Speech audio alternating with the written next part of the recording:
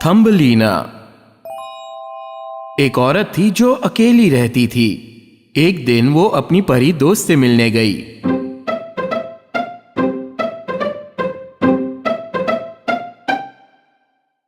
कैसी हो?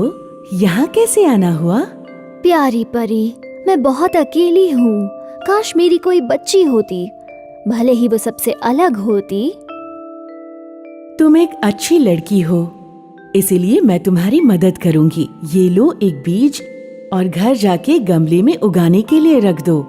लेकिन मुझे तो एक बच्ची चाहिए, मैं इस बीज का क्या करूंगी? भरोसा रखो और मेरी बात मानो, तुम्हें इस बात का बिल्कुल पछतावा नहीं होगा।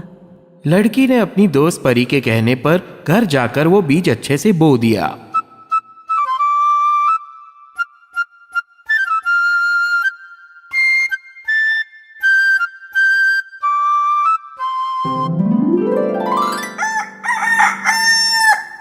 अगले दिन उसने देखा कि बीज अब एक फूल बन चुका था।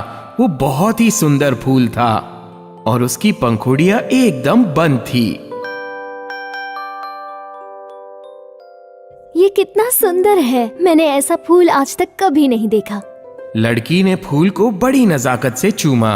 अचानक पंखुड़ियां खुली और उसके अंदर बैठी थी एक नन्ही सी लड़की। ओह, क्या बात है, कितनी नाजुक और सुंदर है। मैं इसे थम्बलीना बुलाऊंगी और मुझे अपनी परी दोस्त को इसके लिए शुक्रिया कहना होगा। औरत ने उस छोटी सी लड़की को बड़े प्यार से उठाया।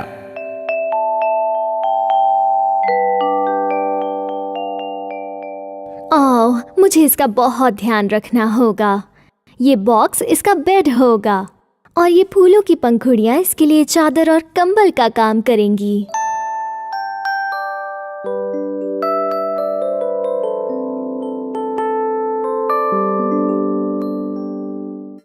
औरत ने थम्बलीना को एक पंखुड़ी प्लेट पर रखकर उस पे बिठा दिया। थम्बलीना कितनी खुश थी। वो अपनी दुनिया में मग्न थी और मधुर सी आवाज में गाना गाने लगी।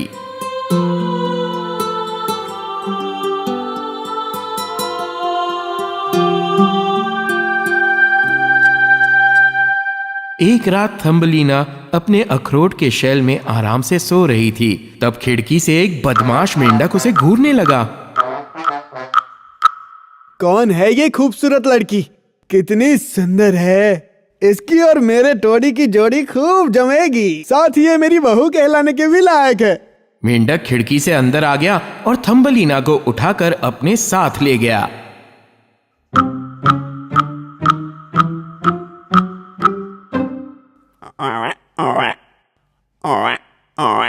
ओ पापा, आप कहाँ थे? मुझे भूख लगी थी। मेंढक की आवाज से थम्बलीना जाग गई।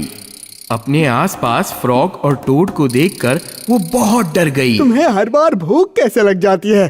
देखो मैं तुम्हारे लिए क्या लाया हूँ। क्या तुम इस सुंदर लड़की से शादी करोगे? हाँ हाँ, मैं जानता हूँ तुम तैयार हो। अब हमें एक छोटा सा कमरा बनवाना होगा ताकि तुम इससे शादी करने के बाद वहाँ पर इसके साथ रह सको। फ्रॉग ने थम्बलीना को तालाब के बीचों बीच एक पत्ते पर खड़ा कर दिया।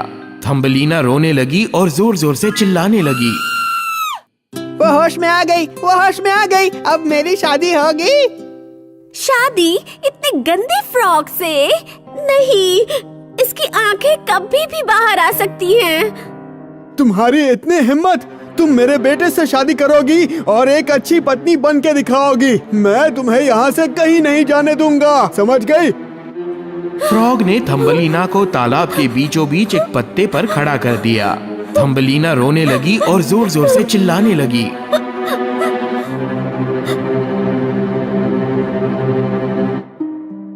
हेल्प! कोई प्लीज मेरी मदद करो। पास में तैरती कुछ मछलियों ने सारी बात देखी और सुन ली थी।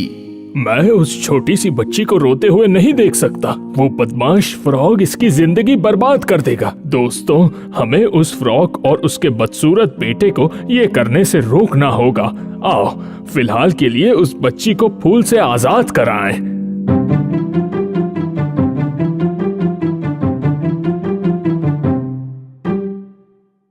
और मछलियां उस फूल की जड़ को जोर जोर से चबाने लगी और पत्ता आजाद हो गया। थम्बलीना पत्ती पर तालाब में बहने लगी और बहुत सारी खूबसूरत जगहों से गुजरी।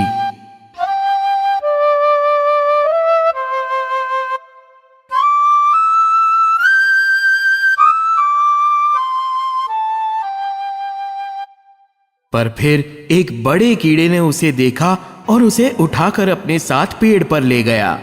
वो बहुत खुश था और उसने अपने सारे दोस्तों को थम्बलीना से मिलाया।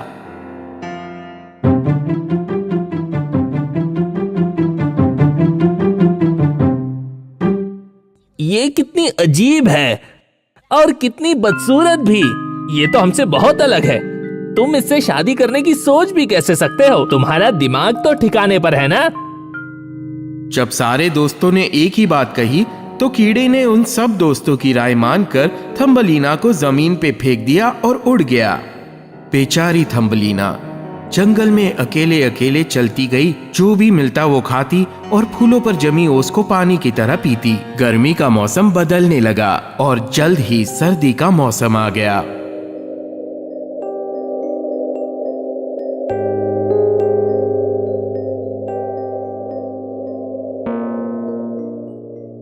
कितनी ज्यादा ठंड है।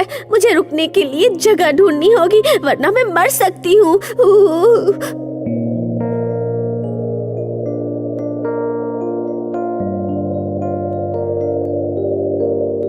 थम्बलीना जंगल से गुजर रही थी और अचानक उसे एक छोटा सा दरवाजा दिखा। ये शायद एक चूहे का घर है। उम्मीद करती हूँ चूहा थोड़ा दयालु हो और मुझे कुछ खाने के लिए दे दे और थोड़ी देर रुकने दे। थम्बलीना ने दरवाजा खटखटाया और अगले ही पल दरवाजा एक चूहे ने खोला। मुझे बहुत भूख लगी है, क्या मुझे कुछ खाने के लिए दे सकते हैं? इतनी ठंड में तुम बाहर क्या कर रही हो? अंदर आओ, वरना तुम बीमार पड़ जाओगी। तुम मेरा खाना खा सकती हो। मेरे पास गर्मा गर्म सूप और ब्रेड है। आपका बहुत बहुत शुक्रिया, आप कितने अच्छे हैं।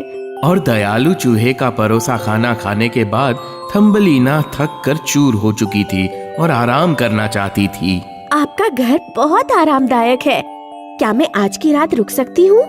जंगल में पूरे दिन चल चल के मैं बहुत थक गई हूँ। हाँ, अगर तुम्हें कहीं और नहीं जाना तो तुम यहाँ रुक सकती हो। और अगर तुम मेरे घर को साफ करोगी तो तुम पूरे ठंड के मौसम यहाँ रुक सकती हो। बोलो, मंजूर है? हाँ हाँ, मुझे मंजूर है।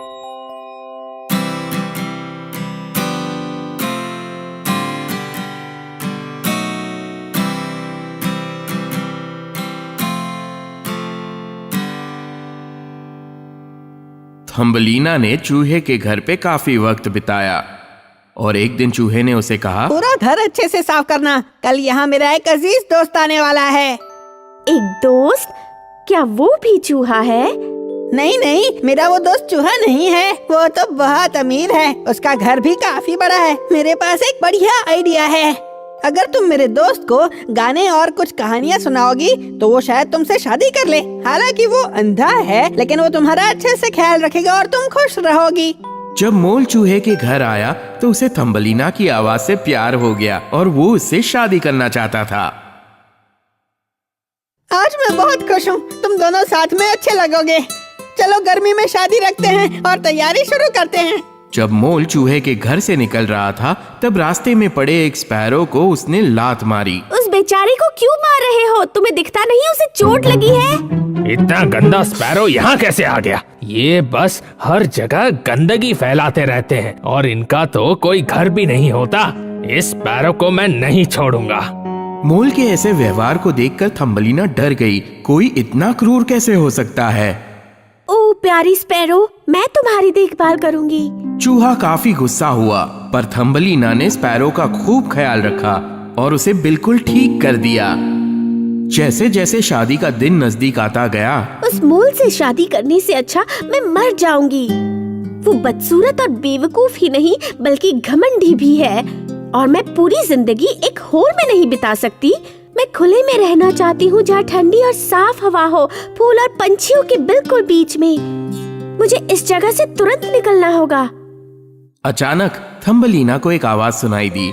जब उसने ऊपर देखा तो वही स्पैरो था।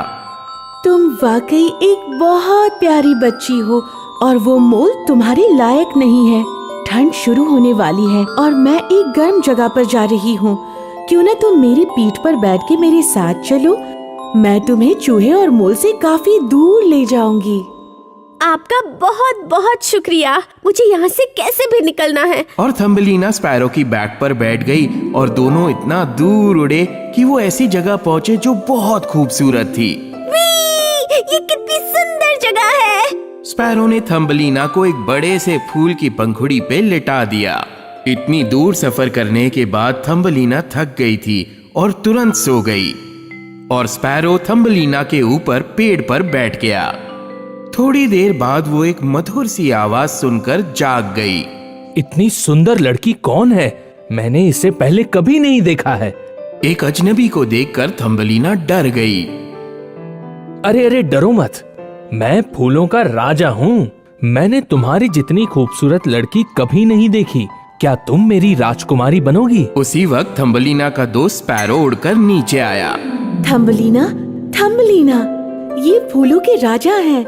ये बहुत ही दयालु और नेक दिल हैं और सब इनकी बहुत इज्जत करते हैं। तो सुंदर लड़की, तुम्हारा क्या कहना है? क्या तुम मुझसे शादी करोगी?